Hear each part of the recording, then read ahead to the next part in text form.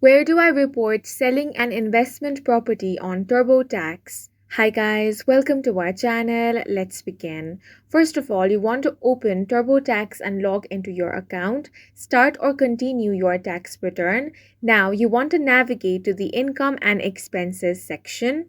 Here, find the option of investments and savings, then click on add/edit button.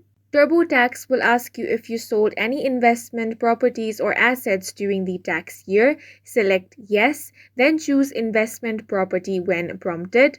Now you will have to provide property details, enter the description of the property, enter the purchase date and sale date, enter the sale amounts. TurboTax will ask you about the total depreciation you've claimed on the property while you owned it. You can find this in your prior year tax return or depreciation schedules.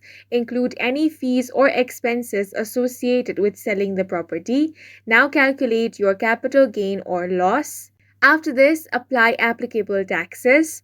Now, TurboTax will include the sale in your tax return and account for any capital gains, tax or depreciation recapture tax owed.